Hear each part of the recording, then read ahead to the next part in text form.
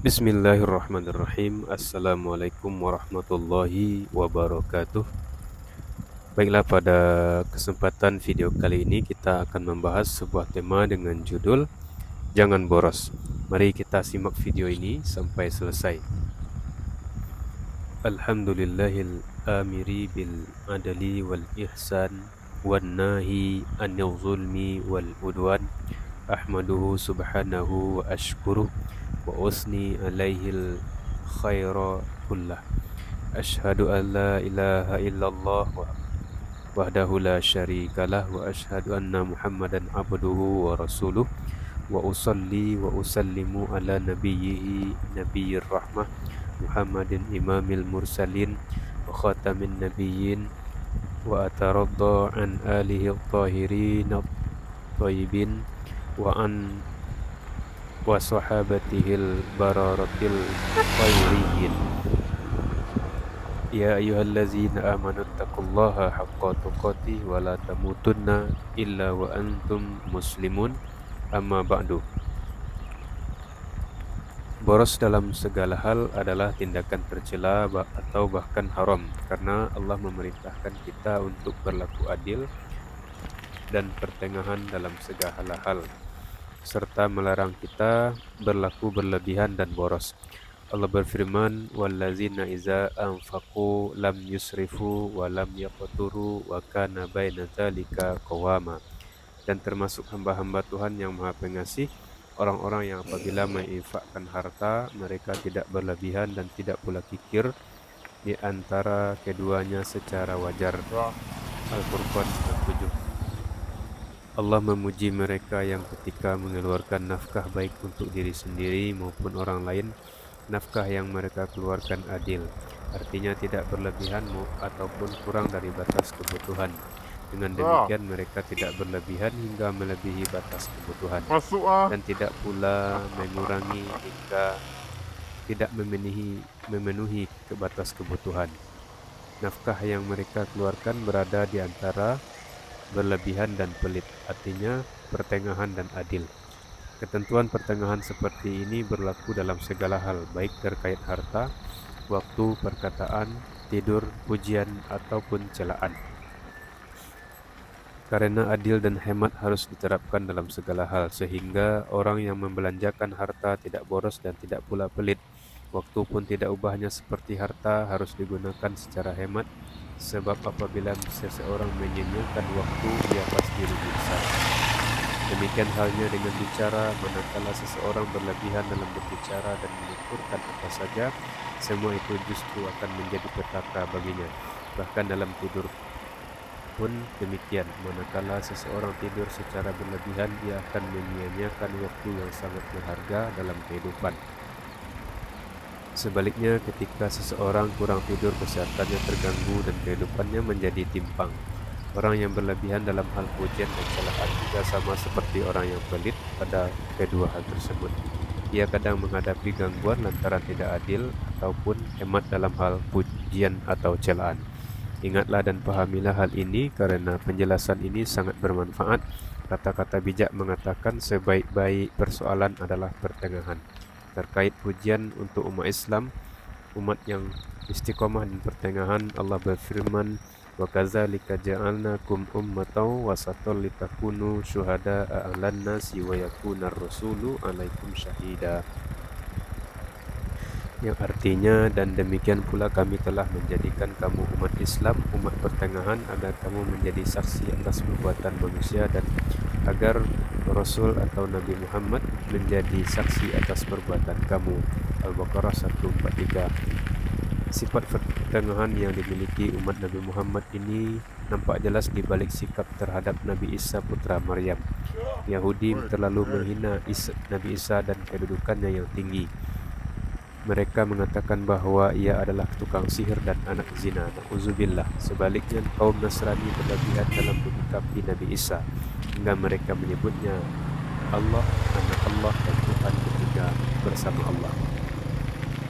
Sementara umat pertengahan atau umat Islam mengatakan ia adalah hamba Allah dan Rasulnya. Gambaran ini nampak jelas di balik sikap berlebihan dan pelit. Dengarkanlah firman terkait buruknya sifat berlebihan dan bagaimana sifat ini mendatangkan siksa serta kerugian bagi pelakunya. Allah berfirman, dan sesungguhnya orang-orang yang melampaui batas, mereka itu akan menjadi penghuni neraka. Ghafir 43. Lihatlah bagaimana Allah menyebut orang-orang yang melampaui batas saja yang menjadi penghuni neraka, seakan tidak ada yang masuk neraka ataupun menghuni neraka untuk selamanya selain orang-orang yang melampaui batas saja. Mereka ini adalah orang-orang yang berlebihan dalam kekafiran dan kezaliman.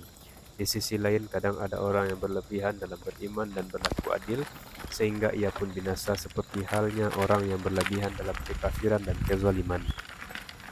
Khawarij dan Rafidhah misalnya, mereka ini menjauhi keadilan dalam keyakinan serta menjauhi keadilan dalam amal, sehingga mereka tersesat dan binasa. Na'udzubillah. Dalam surah Taha, Allah berfirman terkait balasan dan celaan atas sikap berlebihan, sekaligus mengingatkan agar sifat ini dijauhi.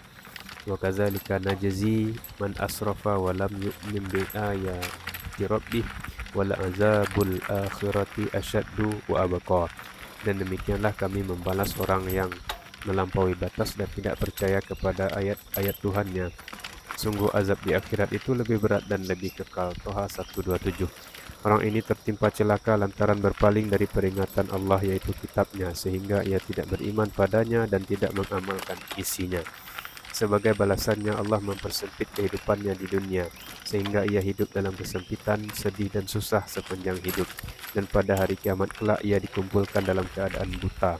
Sementara yang lainnya melihat ini tidak lain sebagai hukuman dan balasan karena di dunia ia berpaling dari Al-Quran secara berlebihan. Dengarkanlah firman Allah Tabaraka wa Ta'ala terkait sifat berlebihan dan pelit dalam surat Al-Isra. وَلَا تَجْعَلْ يَدَكَ مَغْلُولَةً إِلَى غُنُقِكَ وَلَا تَبْسُطْهَا كُلَّ الْبَسْطِ فَتَقْعُدَ مَلُومًا مَحْسُورًا. Dan janganlah engkau jadikan tanganmu terbelenggu pada lehermu, dan jangan pula engkau terlalu mengulurkannya atau sangat pemurah, nanti kamu menjadi tercela dan menyesal. Quran Surah Al-Isra 29. Firman-Nya, dan janganlah engkau jadikan tanganmu terbelenggu seperti terikat ke leher. Ungkapan ini adalah kiasan untuk sifat kikir dan tidak mau mengeluarkan infak, seakan tangan Anda terikat ke leher sehingga Anda tidak bisa menerima dan memberi apa yang ingin Anda berikan. Ini namanya sifat kikir dan pelit yang diharamkan. Firman-Nya, dan jangan pula engkau terlalu mengulurkannya atau sangat pemurah, yaitu janganlah engkau membuka lebar-lebar tanganmu sehingga apa yang ada di tanganmu berjatuhan hingga tidak menyisakan apapun. Ungkapan ini merupakan kiasan sifat berlebihan dalam membelanjakan harta tanpa mempertimbangkan akibatnya, sehingga yang bersangkutan membelanjakan semua harta tanpa menyisakan sedikit pun di tangannya. Saat itu ia menjadi seperti yang dikabarkan Allah tercela, yaitu dicela orang terdekat maupun orang jauh, dicela teman dan juga yang lain karena boros dalam membelanjakan uang untuk hal-hal yang tidak membawa guna. Ia juga menyesal karena tidak lagi memiliki harta untuk menyambung hidup. Ia mirip seperti unta yang kelelahan di tengah perjalanan, sehingga barang bawaan diturunkan dan dibiarkan begitu saja karena tidak mampu meneruskan perjalanan. Surah Al-Isra ini memberikan gambaran terkait orang bakhil dan kikir yang tercela serta mendapatkan hukuman karena kekikirannya. Selain itu, orang yang berlebihan dan boros juga mendapat hukuman berupa lenyapnya semua harta yang ia miliki, sehingga ia pun dicela saudara dan temannya, dan menyesal karena tidak dapat menafkahi diri sendiri dan juga menafkahi orang lain yang wajib ia nafkahi, seperti istri, anak, dan kedua orang tua. Berlebihan yang diharamkan dan pelakunya dibenci bukan hanya sebatas boros dalam hal harta saja, karena berlebihan mencakup apa saja yang digunakan bukan dalam ketaatan kepada Allah, karena harta itu milik Allah sehingga tidak boleh dipergunakan untuk hal-hal yang tidak ia izinkan. Uang yang digunakan untuk bermain-main dan kebatilan seperti untuk membeli makanan haram, minuman haram, pakaian haram dan semacamnya. Ini termasuk dalam sikap berlebihan yang diharamkan. Meski hanya sedikit sekali dan tidak seberapa, hendaklah firman Allah. Maka Makan dan minumlah tetapi jangan berlebihan. Sungguh Allah tidak menyukai orang yang berlebih-lebihan. Al-A'raf 31. Barakallahu li wa lakum fil Qur'anil azim wa nafa'ani wa iyyakum bima fihi minal ayati wa dzikril hakim. Aqulu qawli hadza wa astaghfirullah li wa lakum wa lisairil muslimin wa huwal ghafurur rahim. Hamdan ala ni'matil Islam wa kafa biha ni'matan wa salatan wa salaman ala nabiyyir rahmah wa qaidil ummati wa ridha tamman ala alihi wa ashabihi wa tarahuman ala kulli man amana bihi wa ihtada bihadihi.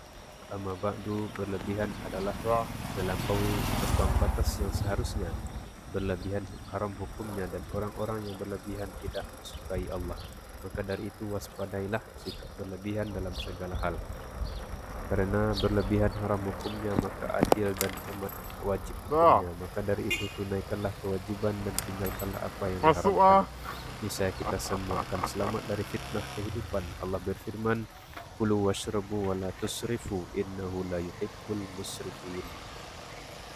Makan dan minumlah tetapi jangan berlebihan, sungguh Allah tidak menyukai orang-orang yang berlebihan. Al-A'raf 31. Allah memerintahkan kita untuk makan dan minum, tapi melarang sikap berlebihan dalam hal tersebut. Maksudnya Allah melarang makan dan minum berlebihan, melebihi atas batas yang diperlukan orang lapar dan dahaga. Oleh karena itu, orang lapar boleh makan sekedar untuk menghilangkan lapar dan tidak boleh makan lebih dari itu. Orang boleh minum sekedar untuk menghilangkan dahaga dan tidak boleh minum lebih dari itu. Jika ia makan atau minum melebihi batas, ia telah mengundang rasa tidak suka Allah. Karena Allah mengabarkan bahwa ia tidak menyukai orang-orang yang berlebihan. Rasulullah telah menjelaskan batasan makanan yang boleh dikonsumsi dalam sabdanya sebagai berikut. Tidaklah anak Adam memenuhi wadah yang lebih buruk dari perutnya. Cukuplah bagi anak Adam beberapa suap makanan sekedar untuk menegakkan tulang punggung. Jikapun harus menambah, maka sepertiga untuk makanan, sepertiga untuk minuman, dan sepertiga untuk nafas. Setelah penjelasan Nabawi ini, masih adakah penjelasan lainnya? Ingatlah ketika Samurah bin Jundub bertanya tentang anaknya, lalu dikatakan kepadanya, tadi malam ia mengalami gangguan pencernaan. Ia bertanya, gangguan pencernaan?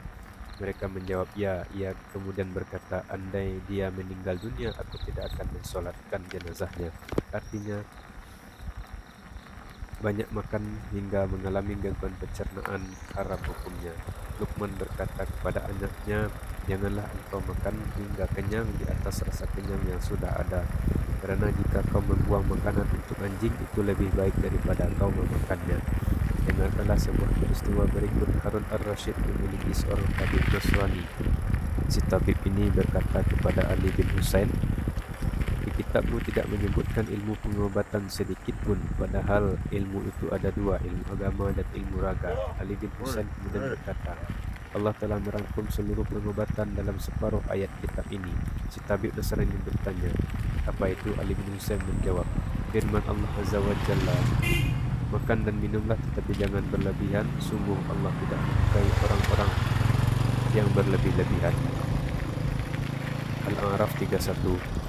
Allahumma salli wa sallim ala nabiyyika Muhammadin wa radha Allahumma an alihi wa sahabatihi warham mautal muslimin al-awwalina wal akhirina wahdi wa aslih imamana wa ulati umurina wa khudh binawasihim ilal khairi innaka ala kulli syai'in qadir. Allahumma fir lil mu'minina wal mu'minat wal muslimina wal muslimat al-ahya' minhum wal amwat innaka sami'un qaribun mujibud du'a. Rabbana ighfir lana wa li ikhwanina alladhina sabaquna bil iman wa la taj'al fi qulubina ghillan lil ladzina amanu rabbana innaka ra'ufur rahim. Rabbana la tu'akhidna in nasina aw akhtana. Rabbana wa la tahmil alaina isran kama hamaltahu 'alal ladzina min qablina. Rabbana wa la tuhammilna ma la taqata lana bihi wa'fu 'anna waghfir lana warhamna anta maulana fansurna 'alal qaumil kafirin. Rabbana la tuzigh qulubana ba'da idh hadaytana wa hab lana min ladunka rahmah innaka antal wahhab. Rabbana zalamna anfusana wa in lam taghfir lana wa tarhamna lanakunanna minal khasirin. Rabbana atina fid dunya hasanah wa fil akhirati hasanah wa qina azabannar. Subhana rabbika rabbil izzati amma yasifun. Wassalamun alal mursalin walhamdulillahi rabbil alamin.